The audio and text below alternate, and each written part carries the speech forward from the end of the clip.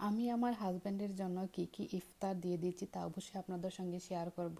আর আমরা যারা বাহিরে থাকি তারা সবাই কিন্তু তাদের হাজব্যান্ডকে এভাবেই ইফতার রেডি করে দিতে হয়, কারণ আমাদের হাজব্যান্ড তারা তো অল টাইম কাজে থাকে, সপ্তাহে একদিন তাদের অফ ডে থাকে, ওই দিন আমাদের সঙ্গে ইফতার করেন, নয়তো সপ্তাহে 6 দিনই ওরা রেস্টুরেন্টে ইফতার করতে হয়।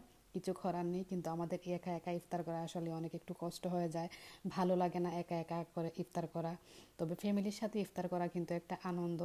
যাই হোক, বাংলাদেশে তো সবার সঙ্গে ইফতার করছি, এখন তো আর সবাইকে পাবো না, বিদেশ তো বিদেশি, একা একা ইফতার করতে হয়। এজন্য আমি আজকে ওনার জন্য ইফতার রেডি করলাম।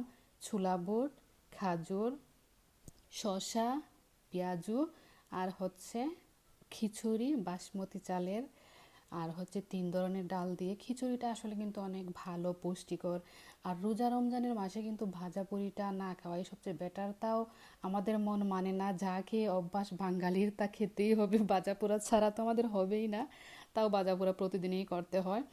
আপনারা কারা কিভাবে আপনাদের হাজবেন্ডকে ইফতার রেডি করে দেন অবশ্যই কমেন্ট করেন।